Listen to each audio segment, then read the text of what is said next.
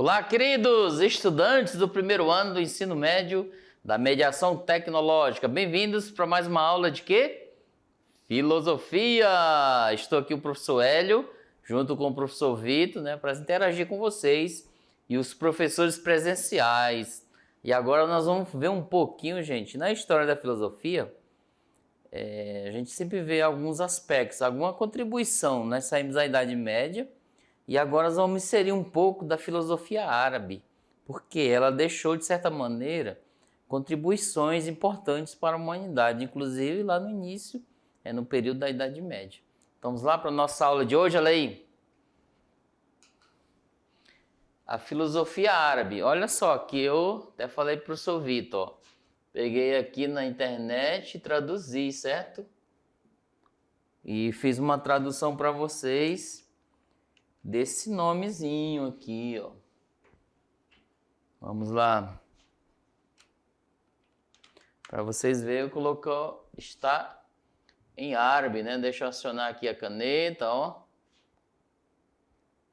O significado disso. O significado aqui, ó. Essa aqui, ó, a filosofia árabe, certo? Aí aqui, ó, em árabe, eu peguei lá por conta própria e fiz essa tradução. A herança, nós vamos ver nessa aula, gente. A herança grega no ocidente cristão. E também a contribuição árabe. Agora os pensadores, Al-Kindi, né? Al-Farabi, Avicena e Averroes. Quatro, olha só. Quatro pensadores, vamos ver uma breve explanação sobre o que eles fizeram no âmbito da filosofia para a humanidade em si, ok? Vamos lá, a herança grega do ocidente cristão. Gente, olha só o contexto lá que nós vamos ver.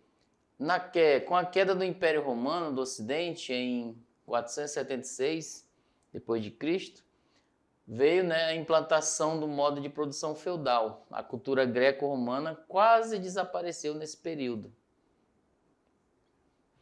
A herança cultural grega foi preservada nos mosteiros, olha só, então tá aí, pelos monges, únicos letrados em um mundo onde a maioria não sabia ler.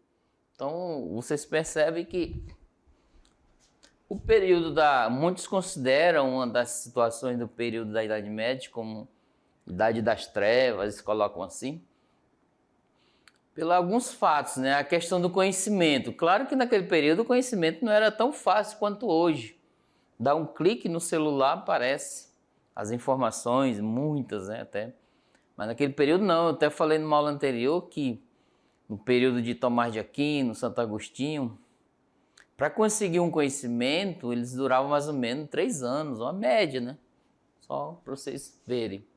Então hoje não, as informações elas vêm muito rápidas para nós, até mais fáceis. Às vezes a gente nem quer, porque é muito fácil. Mas é nessa perspectiva, tá? Então os monges, porque eram poucas pessoas à época que tinham conhecimento, os letrados, etc., eles conseguiram preservar, guardar livros, o conhecimento na astronomia, na química, na física, etc. Conseguiram ainda preservar alguns livros carregados que até chegarmos nós hoje, nessa perspectiva. Vamos lá, continuando ali. Com isso, na Idade Média, reis, militares, nobres e vassalos eram o quê? Em sua grande maioria, analfabetos. Eles pagavam, inclusive, as pessoas para estarem ali do lado, nessa perspectiva de transição.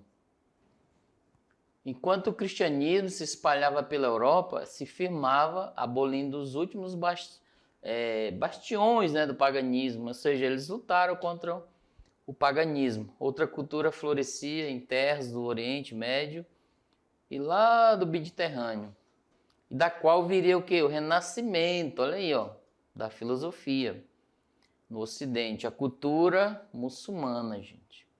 Então ela veio, adentrou no mundo nesse meio. À medida que as obras de Platão e Aristóteles eram traduzidas, preservava-se a concepção de ciência greco-latina. Então, os latinos ainda tinham, né, essa influência no meio. Como o saber subordinava-se a critérios religiosos, diversos teólogos adaptaram o pensamento antigo à fé cristã. Nós falamos na aula anterior, veja bem, o responsável para trazer o pensamento de Platão para o mundo cristão foi Agostinho, ou Santo Agostinho. E o responsável foi lá no período da patrística, o primeiro período da Idade Média, ok? E o responsável por trazer o pensamento de Aristóteles para o meio do cristianismo foi Tomás de Aquino, quase lá no final da Idade Média, lá no período escolástico. Então é nessa perspectiva, como eu expliquei na aula anterior, pega, vamos supor, o pensamento de Vitor, né? Pega o pensamento dele, não ele, mas traz para aqui o futuro e vamos traduzir na nossa linha de pensamento, no caso é cristã.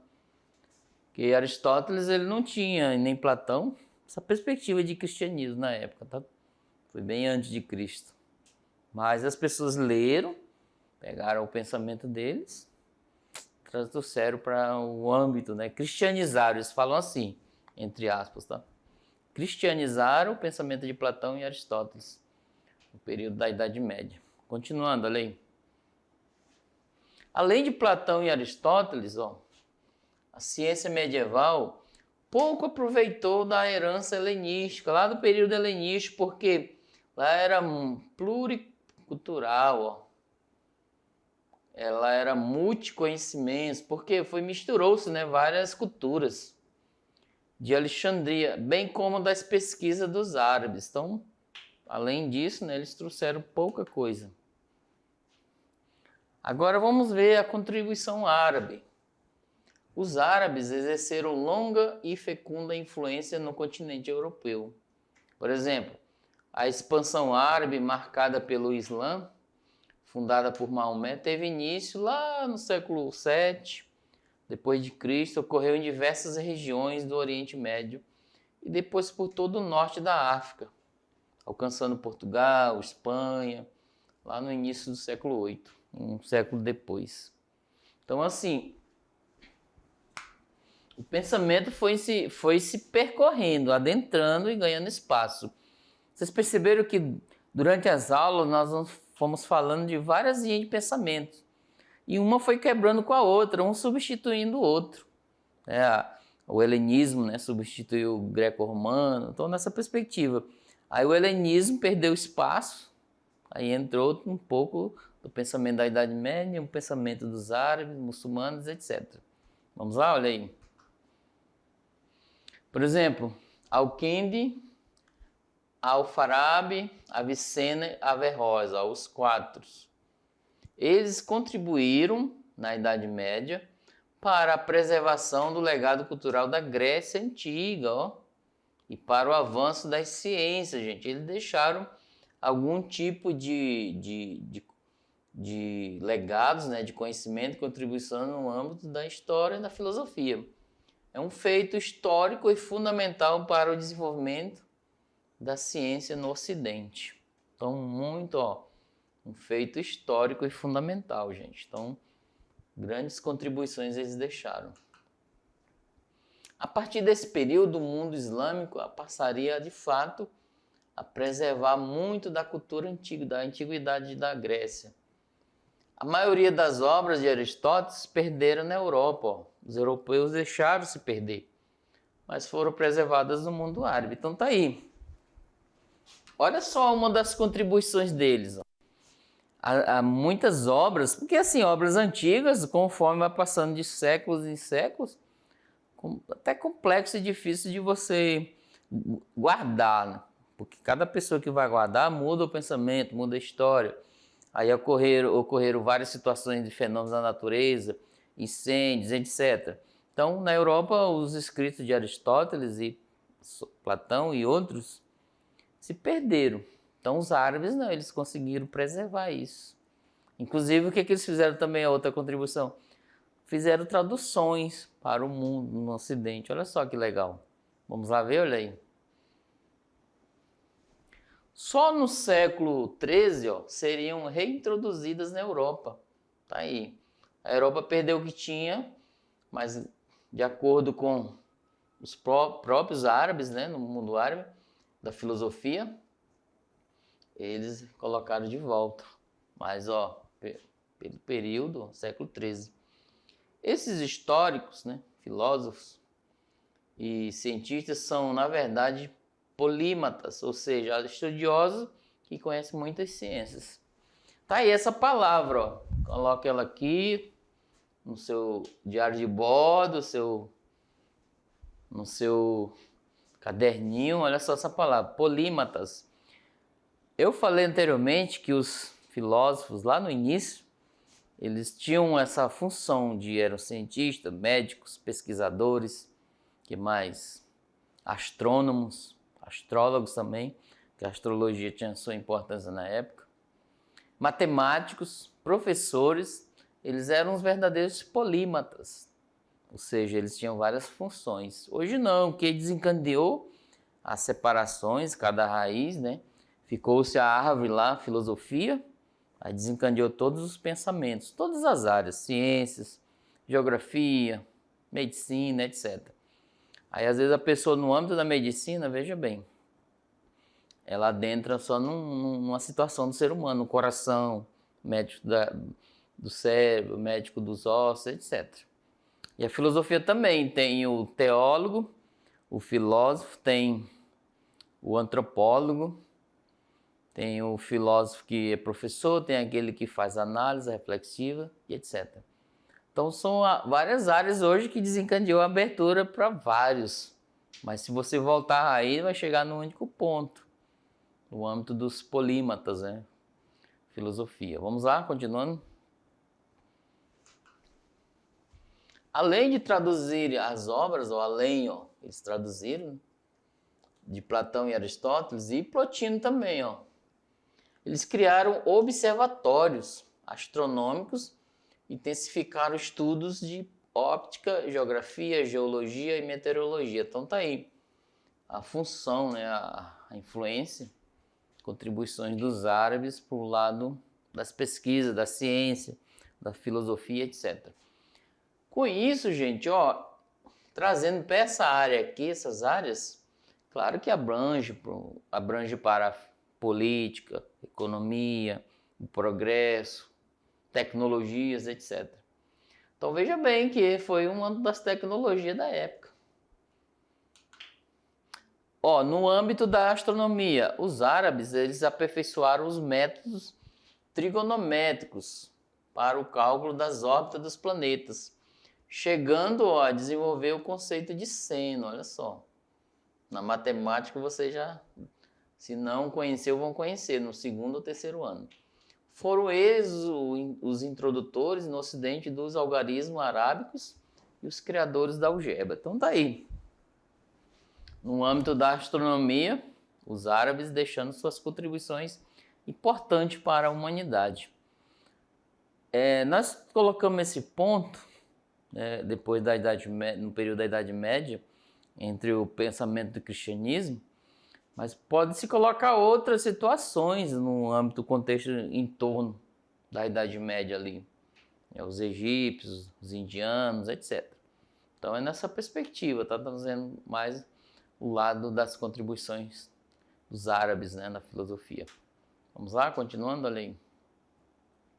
E no âmbito da medicina, eles divulgaram as obras de Hipócrates e Galeno, além de realizarem um trabalho original de organização de seus conhecimentos. Gente, esse aqui, ó, é considerado um dos o pai da medicina, tá bom? E numa perspectiva da alquimia. O que é alquimia? Anota essa daí também, ó. Tá? No segundo ano vocês vão ver um pouco a mais, no terceiro. O que é alquimia? Lá no componente curricular de Química, vem aqui comigo. No componente curricular de Química você já deve ouvir falar dessa palavra. A alquimia em si era um período da Idade Média porque, inclusive, as pessoas que trabalhavam no âmbito da alquimia, eles eram investigados, perseguidos, etc. E alguns envolviam até questão de magia, etc. desse período, ok? A gente vai adentrar mais no segundo ano. Ó, alquimia é assim, ó. Suponha que esse aqui é um cobre, né? Um material fraquinho, não tem muito valor não, é o cobre. Ou um ferro, vamos dizer, um ferro. Suponha que esse aqui é o ouro. Aí eles derretem esse ouro, que é um material nobre, e embanhar o material, o ferro ou cobre, né? Um ferro, vamos dizer. Gente, a alquimia é isso, transformar um material que não tem muito valor em algo nobre, que tenha valor. A bijuteria, né? As pessoas falam em banhada ouro, às vezes engana a gente, etc. Mas ela dá um brilho perfeito, né, no âmbito da bijuteria. Aquilo é alquimia, transformar, tá? Colocar essa transformação. Colocar aí algo nobre em algo que não tem nenhum tipo de nobreza. Vamos lá, olha aí. Já anota aí no seu caderno, tá? Pela sistematização de fatos observados durante várias gerações de trabalhos e observações e experiências, aceleraram a passagem do ocultismo, tá aqui, ó. Então, isso vivenciou no período da alquimia, para estudo racional e cuidadoso de minerais e metais. Então, tá aqui. É um mineral ou metal que não tem valor, colocando o que tem valor ou supervalor aqui, ó. Transformar ele em algo de valor. Essa é a alquimia. Agora a filosofia árabe em si. Vamos ver cada pensador, né? São 4. Tem outros, a gente trouxemos para vocês terem uma noção, né? Ó, Avicena, Averroes, Al-Kindi, Al-Farabi. Eles trabalharam largamente com elementos da filosofia grega. Então, gente, supõe dizer que a filosofia, especificamente comprovada, indicam isso, surgiu lá na Grécia, tá? Passando-os a partir de uma visão islâmica, mas guardando grande originalidade e liberdade de pensamento. Então tá aqui. Gente, ó, eles trouxeram o pensamento grego para o lado árabe, mas eles manteram, né, o original, o pensamento grego, tá bom? Agora vamos ver o primeiro. Tá aqui uma foto ilustrativa dele. Al-Kindi, olha só, século IX, depois de Cristo, ok? Ele é considerado como o primeiro filósofo do mundo muçulmano e também o primeiro a afirmar que os planetas giram em torno do Sol, de oeste para leste. Então tá aí, gente. Ó, enquanto nós falamos só da filosofia, às vezes nós destacamos a filosofia lá na Grécia, Tales de Mileto, etc. Em outros lugares, né, no âmbito da história, claro, existem pensadores, né, em várias regiões do mundo que deixaram de alguma forma as suas contribuições. Vocês vão perceber que lá na frente, nessa unidade, tá? 2, já começaram a fazer, por lembrar, já começaram a fazer o extra classe. Isso mesmo, vocês vão entrevistar alguém da comunidade ou pesquisar, caso não ache, para contar as lendas. Escolha uma. E as lendas, né? Conte a sua, aí no estado de Rondônia. Vocês vão fazer um vídeo ou um texto. Ó, a lenda que me falaram. Se puderem localizar uma lenda que é pouco conhecida para a gente divulgar, muito legal. E manda para a gente. Por exemplo, lembra que nós falamos sobre a origem do mundo? Na mitologia grega, indígena, etc. Então, se você tiver uma história da mitologia de vocês aí, ou da comunidade, da região, que ninguém conhece ainda, manda para nós, vamos divulgar. Interessante. Inclusive, eu vou colocar nas próximas aulas, não é verdade? Então, assim, cada cultura, olha só, nesse período lá, voltando. Vamos lá. Com os outros 2 sábios muçulmanos em questão, ó, assim como os outros 2 sábios, né? Ele empenhou todas as forças da alma, olha aqui, gente, todo o seu interesse na conquista dos variados ramos do saber. Então tá aqui, ó. Além de filósofo, ele foi médico, matemático, físico, químico, cosmólogo e astrônomo. Às vezes, olha só, vou até falar algo assim. Às vezes nós, enquanto professores hoje, a gente fala interdisciplinariedade, a gente cria uma barreira com outro professor, filosofia, matemática, história, etc. Às vezes a gente quer que, de certa forma, temos isso hoje. E olha só eles antes, ó, eles pensavam como todo, era químico. Ele pensava matemática, pensava filosofia, astronomia, medicina, cara, muito bacana isso. Isso são para vocês, estudantes, isso mesmo, 13, 14, 15, 16 anos que vocês têm. Pensa no todo, gente. Estude aquela linha, vai, segue ela, tá? Mas tem uma visão ampla, tá? Esteja aberto. Lembra que nós falamos o mundo helenístico era cosmopolita, então eles viam todas as culturas nessa perspectiva. E polimatas, né? Olha só. Então vamos analisar algumas outras coisas também, não só aquilo que... se vocês veem muitas reportagens que às vezes a pessoa vai sumir nas profissões, aí as pessoas vão se reinventando, né? Se abrindo para outras formas de agir, de pensar, de trabalhar. Por exemplo, o motorista, ele já quer trabalhar em outra área. Então é nessa visão, nessa perspectiva que temos que vivenciar na comunidade, ok? Voltando, olha aí. Ó, ele escreveu sobre metafísica, ó, gente, isso aqui é todo o pensamento de Aristóteles, ó. Meta é além, ó, além da física. Lógica, que é o pensamento lógico, raciocínio, e também ética, gente. Isso é o comportamento humano, nós falamos em aulas anteriores, certo?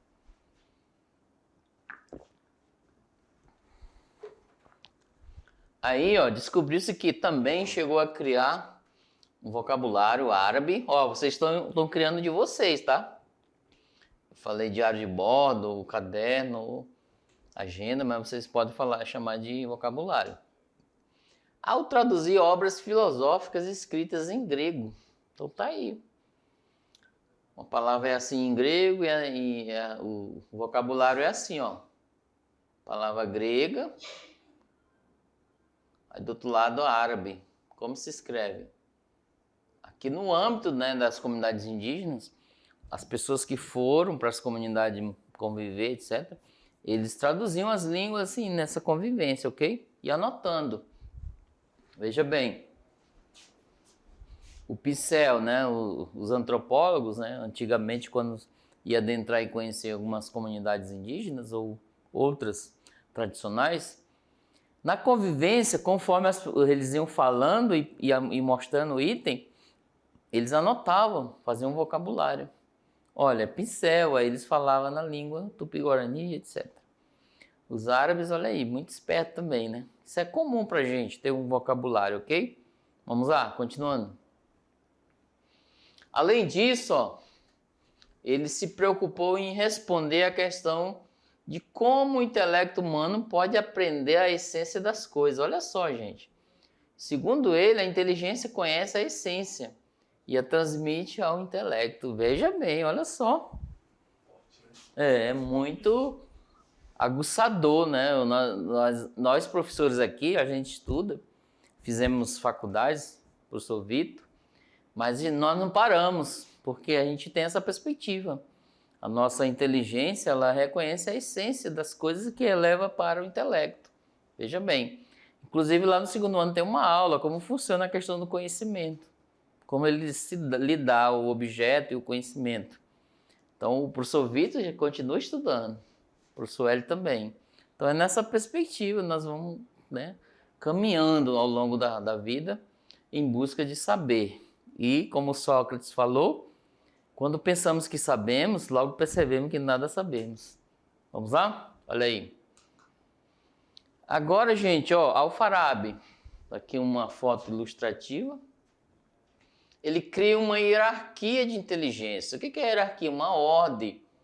Tem uma inteligência grande, tem as menores. Ó, uma ordem, tá? Então é tipo uma escada. A última das quais, de acordo com ele, dá forma às coisas e a torna inteligíveis ao intelecto humano. Então tá aí. Conforme, vamos supor aqui, ó, do universal ao particular, ou ao contrário, tá? Então, a cada passo a passo nessa hierarquia, você vai aprendendo e vai dando forma às coisas, tá bom? Exemplo, vocês não vão fazer vamos voltar aqui lá na mitologia, vocês não vão fazer o extra classe, ou seja, o intelecto da hierarquia. Primeiro eu vou fazer o quê? O passo a passo, é um cronograma. Eu vou procurar alguém da comunidade que saiba a história de alguma mitologia que ninguém conhece ou pode ser conhecida. Fulano de tal naquela comunidade, eu vou lá, já marquei, ele aceitou, vou entrevistar ele. Aí vai contar a história, entendeu? O passo a passo do conhecimento, gente, que vai elevar o intelecto. A partir dali, aquela lenda ou aquela folclore, aquela mitologia que você ouviu, vocês vão, ao ouvi-la e escrevê-la ali, vocês vão trazê-la em acordo com as aulas, ou seja, vão perceber que tem algo em comum, tem algo que está nesse ritmo. Ou seja, é o intelecto, você levando para ele. A inteligência, com a essência, etc. Olha só a inteligência dos árabes aí. Vamos lá? Continuando. Alfarabi, ele assim como Pedro Abelardo, esse aqui da Idade Média, um professor, foi também um filósofo especializado na ciência da lógica. Além de físico, matemático, meteorologista, enciclopedista, estudioso da política, musicólogo, olha aí, gente, e tradutor. Veja quanta profissão, isso é muito grandioso, certo? Ainda provou a existência do vácuo, olha só, o que é o vácuo? Vocês podem ver aí em algum momento, né, no âmbito da química, da física, etc. Ele inventou instrumentos musicais e escreveu 117 obras. Um de seus livros, o Fusus al-Hikam, né, tornou-se referência para a filosofia europeia por vários séculos. Então tá aí. Viu a quantidade, a grandeza, né, de conhecimento que ele tinha? Inclusive pode se chamar de profissão, certo? Então é nessa perspectiva, ele tem uma visão para falar de vários temas. Veja bem, você, aí no primeiro ano, chegar lá depois do componente curricular de filosofia, poder dialogar com os pais, com os amigos, os outros demais estudantes, com os professores presenciais, com os gestores da escola, poder falar de política, democracia, porque nós vimos um pouquinho, certo? Inclusive, nas próximas aulas a gente vai adentrar um pouco mais sobre isso. Então, imagine só você poder debater de vários assuntos. Não precisa eu ter uma especialização quanto aquilo, mais uma análise, ok? Não aquela do senso comum, mas do conhecimento, da ciência mesmo, algo comprovado, etc. Ok? Vamos lá, continuando. Agora vamos ver o Avicena, esse é o terceiro, tá? Que foi colocado aqui, ó. Já avançou um pouco entre o século X e XI. Abu Ali Hussein Ibn Abdallah Ibn Sina, conhecido como Avicena, ele nasceu em Afshan, né, atual Uzbequistão. Foi filósofo, olha só, gente, ele também, filósofo, médico, matemático, astrônomo, físico, geólogo, zoólogo e musicólogo. Vamos aqui. Os professores de arte, né? Aqui. Vamos colocar. Quantos professores da mediação de artes? NBAZ, ó. Aqui, vamos, geografia. Aqui, física, né? Já está dizendo. Aqui também de astronomia, que é física. De matemática e um pouco de biologia, de certa forma. E o professor Hélio aqui. Quantos professores, né, ali nesse meio? Que legal. Propôs a hipótese de que algumas doenças seriam provocadas por corpúsculos presentes no ar e na água. Gente, olha só, ele já falou naquele período. Hoje, no nosso período do estado de Rondônia, a estiagem, de certa forma, aí vem a questão da seca, etc., fumaças, nessas coisas. Aí causa o quê? Doenças respiratórias nas pessoas, principalmente crianças, pessoas de idade, etc. Veja bem, ele descobriu, ele colocou-se corpúsculo, né, de contaminação, etc., no ar. Já analisou isso. Voltando, olha lá. Ó, na água também, às vezes tem água contaminada. Ele descreveu a anatomia do olho do ser humano e o funcionamento do coração, gente. Ó, aqui vamos supor que ele já é questão de médico, né? Ele já é um oftalmo, um cardiologista, etc. Ele pesquisou diversas doenças, como o diabetes, o sarampo, a varíola, e também elaborou técnicas de diagnóstico. Olha só, gente, lá, ó, o ano. Bem antes de nós, né? Mais de 1000 anos. Para ele, ó, na cosmologia, vamos lá, que é o estudo do cosmos, né? Para ele, o universo se divide em três, ó. É o mundo terrestre, que era feito de objetos materiais, podendo ser conhecido pelos sentidos, né? Terra, montanhas, etc.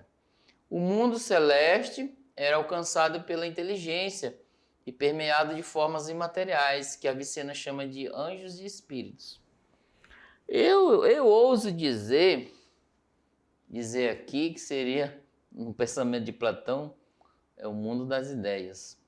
É uma analogia, né? Meio grotesca, mas é. E Deus, gente, ó, o outro, para ele o universo se divide em Deus. É por essência o ser necessário, o primeiro motor. Veja a influência do Aristóteles ali, ó. A gente vai estudar lá um pouco de Aristóteles e fala um pouco do motor imóvel. Tudo é movido por algo, ó, minha perna. Vai lá, balança as pernas aí, vai lá. Tá na cadeira, mas balança. Balança a mão. Que move as mãos e a perna? O que move? O ombro, aqui a coluna. O que move a coluna? Aí você vai chegar lá no cérebro. Agora, quem move o cérebro? Então, gente, para não chegar no infinito, existe um ser superior que move tudo e não é movido por nada. Imagine esse pincel sem a minha mão, ou sem a mão de vocês, a caneta. Pega a caneta e faz assim. Imagine, né, uma caneta na sua mão, sem a sua mão, olha só. Ela não conseguiria se mover. Então ela é movida por algo, tudo é movido por algo, no pensamento deles.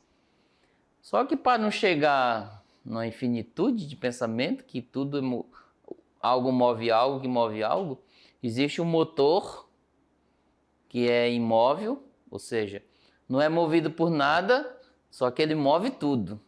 É o supremo, né? O ser superior. Vamos lá, continuando ali. Confundir um pouco a cabeça? Vamos para frente. Chamado de primeiro motor. Ó, ele ainda escreveu Avicena, tá? Uma enciclopédia, né? Enciclopédia médica, ó, de 14 volumes. Chama de cânone da medicina. Foi resultado de suas próprias experiências, de seus estudos e análises da antiga medicina árabe, dos escritos de Galeno, de Shushruta e de Charaka, bem como da medicina islâmica medieval. Essa obra se tornou o livro obrigatório nas escolas europeias de ciências médicas, até o século XVI. Ó. Ela é considerada uma das obras mais famosas da história da medicina. Então tá aí. Essa perspectiva, a contribuição dele. E vocês, ó, no caminhar da mediação tecnológica, vocês podem se tornar assim como eles também. Claro que podem. Vocês já não estão aí com o seu vocabulário, com o seu diário de bordo? Não estão com o seu caderno aí anotando? Então, são pesquisas. Vocês vão... Uma palavra ali eu vou pesquisar. Pode até fazer experimentos. É o componente curricular de química. E vamos lá. Gente, anote tudo que você descobrir de novo. Separa ali, uma hora você vai usar. Entendeu? Ele escreveu essa obra, esses experimentos ao longo da caminhada de pesquisa dele. E vocês podem, lá no final do terceiro ano, um livro pronto, ó. Que ótimo, né? Um caderno, um livro, um e-book, quem sabe, cheio de observações de vocês, algo que vocês descobriram, etc., ao longo da caminhada, né? Olha que bacana isso, que motivação para nós, né? Vamos lá, continuando. A filosofia de Avicena é uma tentativa de construir um sistema coerente, ó, aí nas aulas de língua portuguesa, vocês não falam coerência? Tem que ter coesão e coerência. E abrangente que esteja de acordo com as exigências religiosas de quê? Da cultura muçulmana. Então ele é muçulmano, etc. Seu trabalho é frequentemente visto como parte integrante das tradições aristotélica e neoplatônica. Então tá aí a influência desses dois carinhas, né? Platão e Aristóteles. Vamos ver mais um? O Averroes. Agora uma foto ilustrativa dele. Ele já foi mais à frente, alguns séculos, tá? O século XII. Ele nasceu em Córdoba e viveu em Servilha e no Marrocos. Ele era médico, astrônomo, veja aqui mais um, e filósofo, conservando o que? A mente aberta na discussão dos embates entre fé e razão. Tá aí. Vocês lembram que nós falamos lá com Tomás de Aquino, né, e anteriormente Agostinho? A fé e razão, fi, em latim fala-se fides et ratio, que é ratio, fé e razão, tá bom? Então é nessa perspectiva que vocês podem analisar o embate, ou esse embate, será que dá para conciliar ciência e religião?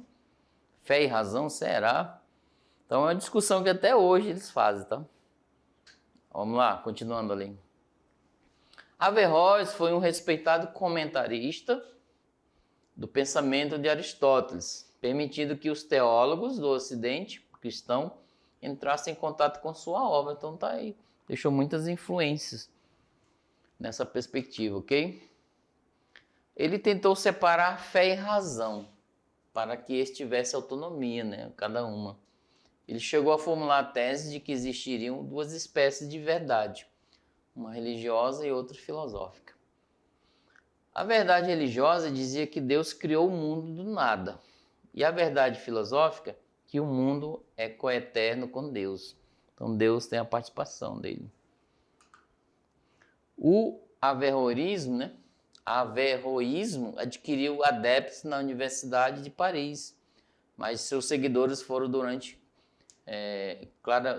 criticados devido a divergências de interpretação, sobretudo do ponto de vista religioso.